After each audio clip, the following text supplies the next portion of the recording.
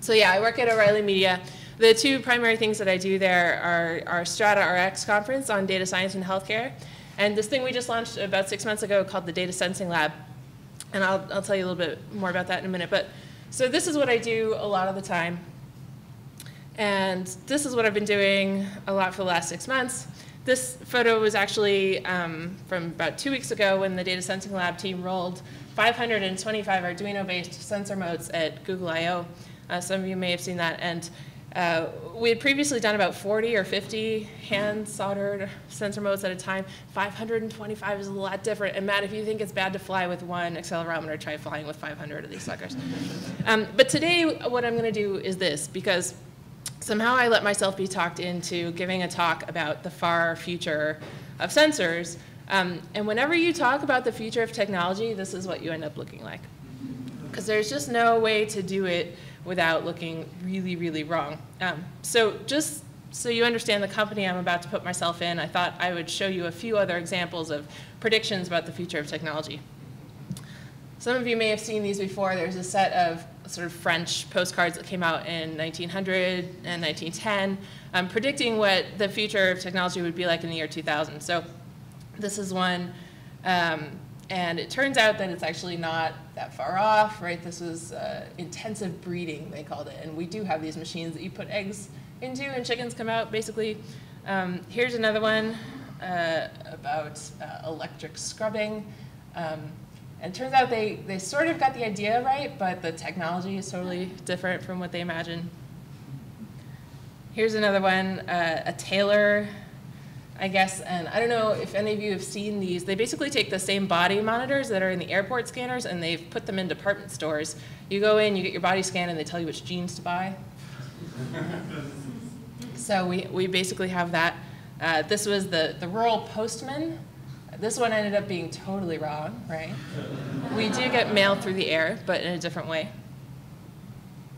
And I think this is one of the last ones I have for you. This is at school. And today we know this as massively open online courses. So, oh, right, this one, last one, the newfangled barber. I think we all know how this one turned out, right? Yeah. Maybe not. Right, so what's interesting about all these, if you take a closer look at them, and I hope you will, is that when we gaze into our crystal ball about the future of technology, we tend to just see a distortion of our present reflected back at us. And this makes it really difficult. Some of the predictions made errors of degree, right? Some made errors of kind. And some were wrong in the sense that really nothing has changed at all in 100 years. We still go to the barber pretty much the same way we always have. So this is the challenge that I'm facing when I agree to talk about the future of technology. The thing is, some people have begun to imagine the far future of data sensing. And Mark actually laid the groundwork for me perfectly with this. By introducing you to this, Smartdust. How many of you are familiar with Smartdust, by the way? Okay, not very many. Exciting stuff, I get to tell you. So this is Professor Chris Peaster. He's at the UC Berkeley. You may have seen his name go by briefly in Mark's slides. I think he's the one who actually coined the term. If he didn't actually coin it, he's certainly the one who made it a serious consideration. And this was in the 1990s, the early 1990s. In 1997-98, he actually got DARPA funding to start working on Smartdust. And the idea was that you could take the sensor modes that Mark showed you, that were about the size of cell phones, and you could actually reduce them in size, first like this, and then with the end goal being getting them down to something like that. And so, as I say, Professor Peaster, with a number of other co-investigators, worked on this with DARPA funding, and by 2006, they'd actually gotten sensors down to about the size of a grain of rice. This is actually a photo of a chip antenna that came out in 2007, so this is not their actual sensor, but it gives you an idea of the scale that we're at. And the idea is that by 20 years into the future, we'll have them so small they'll actually be dust-sized, and we can just blow sensors everywhere. So when we talk about sensor networks, the current sort of name for the phenomenon is the Internet of Things. That's the one that's popular right now. But there have been other names for the movement, and those include machine-to-machine technology, or M2M.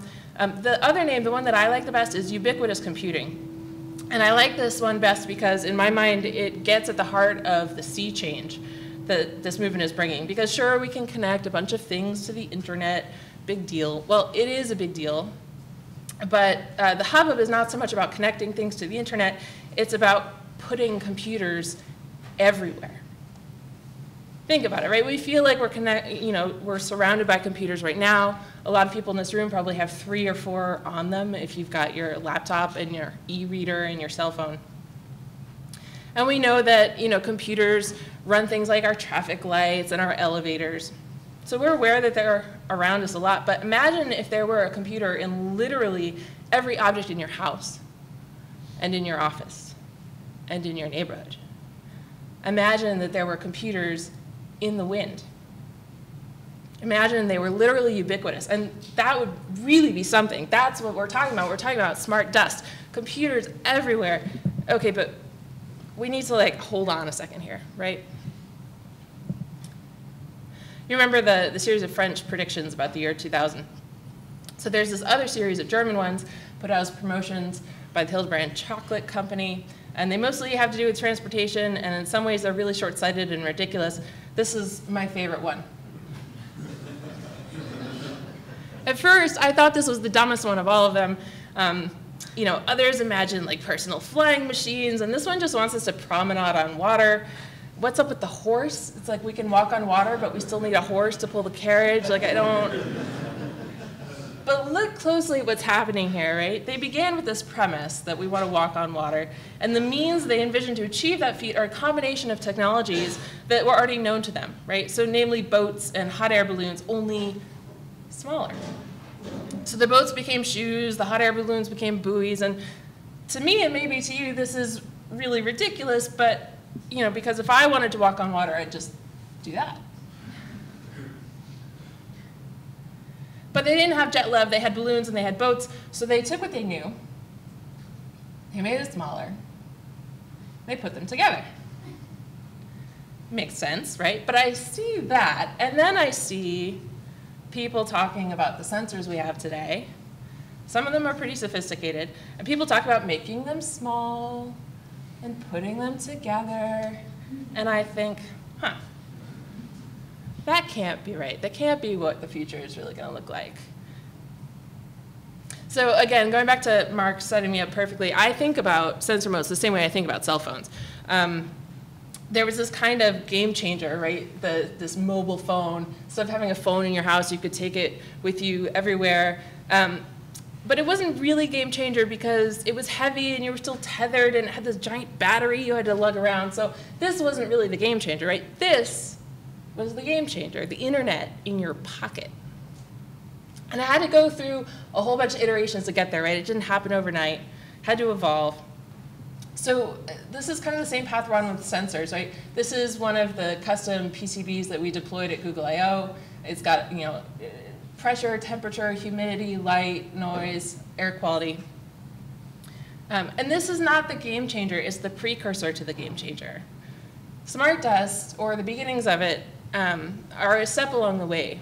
But what we're going to end up with, what the ultimate sort of amazing thing is that's going to change the way we live, I don't really know yet. I don't think anybody knows. Will it actually be Smartdust? It might be, but it's probably going to do things we can't even dream about yet, in the same way that the Victorians never dreamed about jet lev. But sometimes you can predict the what, even if you can't predict the how. So the Germans, in their postcard series, basically got the walking on water idea, even if they totally missed the means. And in addition to jet lev, they basically predicted Netflix, right, and Amazon, this downtown that comes to you.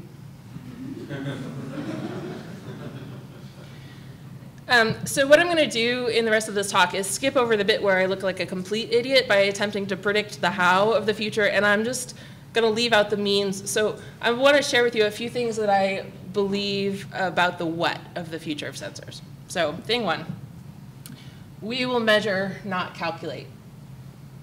This seems boring on first blush, but think about all the kinds of information that we currently approximate or guess at or pull and sample and then calculate. In the future of sensors, we aren't going to calculate. We're going to measure. We're going to know. Why does this matter? Well, most of you probably heard the quote that you can't manage what you can't measure.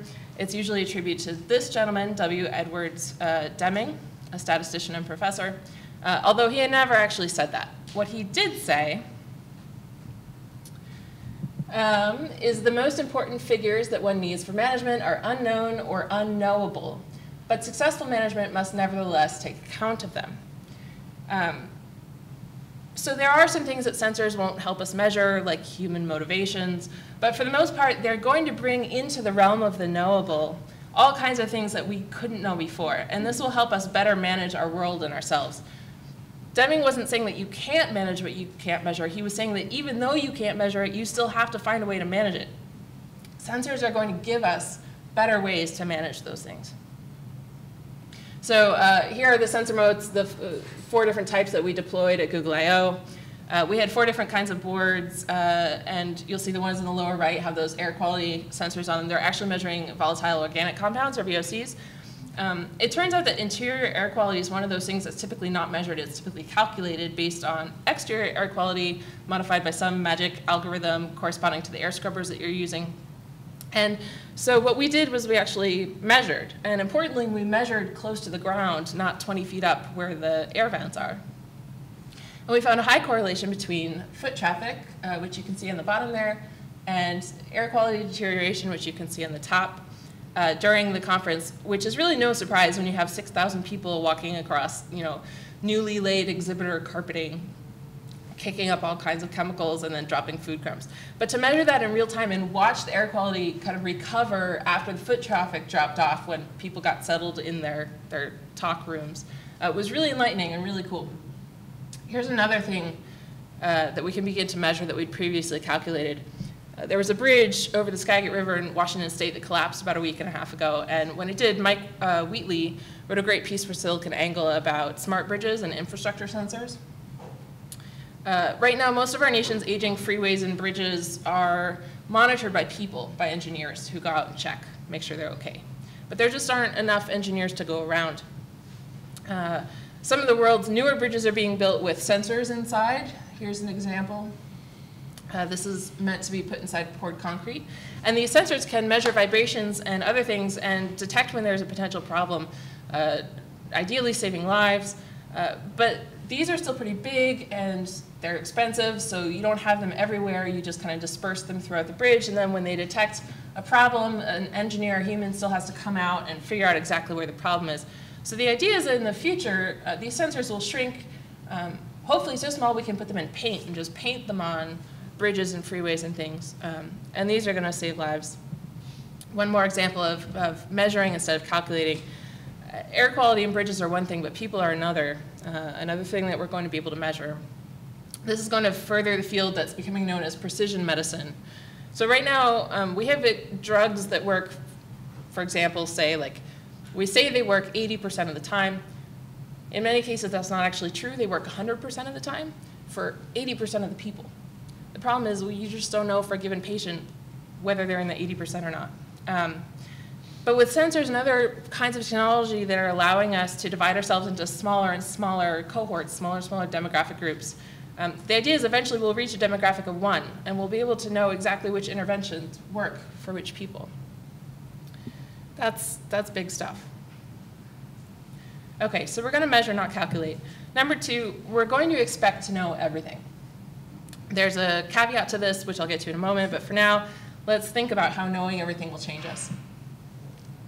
We already know that our memories operate on a use it or lose it basis. So the consequence of having the internet, the sum total of information that represents in our pockets at our fingertips, is that we're changing our brains physically. Yet, even with all that we currently have access to, there's still a lot that we don't know, and sensors are going to add to that. So we're going to know more than ever, and we're going to remember less. That's one interesting consequence. But who will do the knowing? I specifically framed this point as we will expect to know everything, because I believe we will eventually come to the point where nearly everything is knowable, but who will know it is still an open question. Right now, the information from the sensors we already have is largely locked away in proprietary silos. So your cell phone company has it, and municipal governments have it. Nike or Fitbit or the company that made your pacemaker have it. I think that things are this way mostly because we're still default to expecting not to know.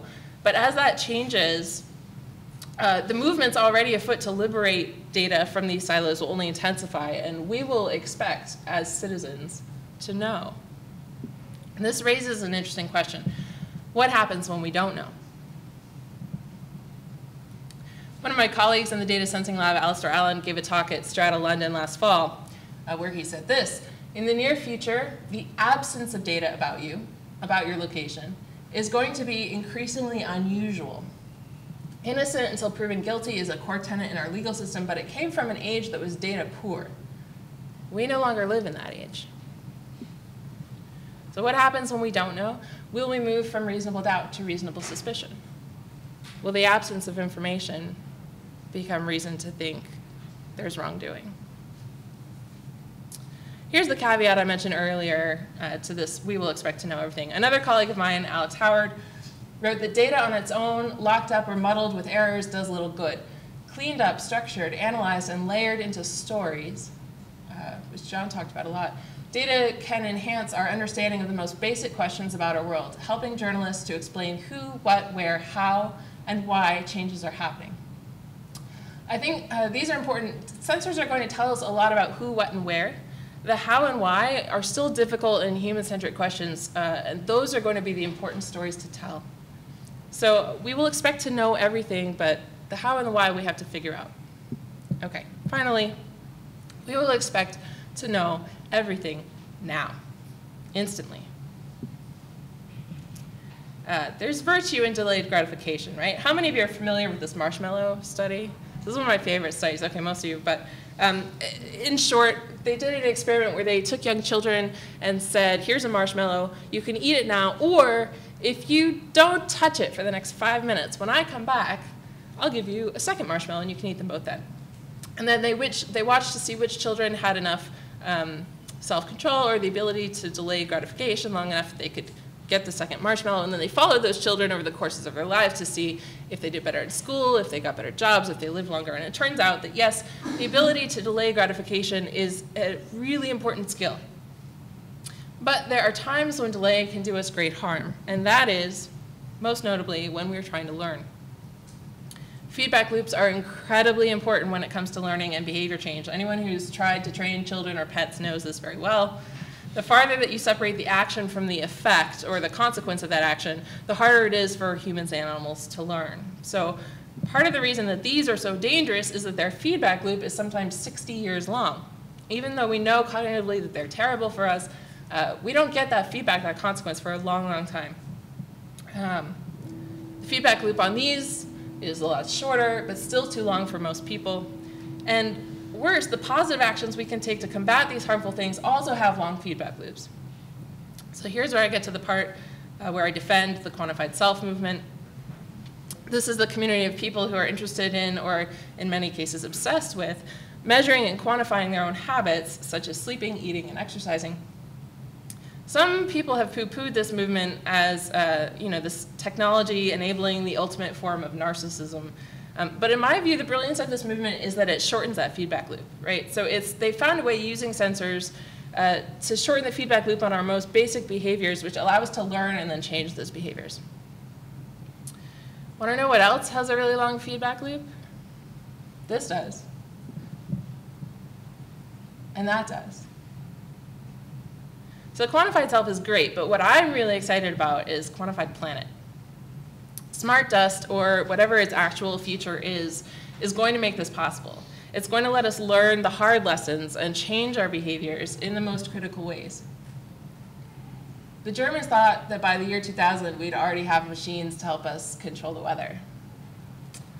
And yet climate change looms larger than ever, so we have a lot of learning to do. Here's the kicker. We're not the only ones who can learn. Computers learn too, and the more data that we can collect, the better we can teach them, or in many cases, they can teach themselves. So all jokes about the Terminator aside, it turns out computer learning is a really good thing. And just like the Roomba sure beats the maid with a broom on a pulley, smart machines are going to make our lives better in ways that we can't imagine yet. So, if you listen to some of the television reports about Smartdust, they are kind of amusing. They say things like, Smartdust on the train tracks can tell you when your train is going to be running late. And this is, to me, delightfully short-sighted, because it assumes that we're going to continue to wait for trains as we always have. The beauty of Smartdust and other sensors is that it can turn all that on its head, right? So perhaps instead of telling us when the train is late, it will tell the train system when there's a gathering quorum of passengers on the platform, and we can speed along a train to accommodate the passengers. This is a small example, but sensors won't just tell us more about the way we're already living. They're going to change the way we live. What will the future actually look like? How will sensors help us measure things so that we can better manage our lives ourselves? What stories will we tell about the how and the why? I can't tell you yet, but I'm waiting for you all to tell me.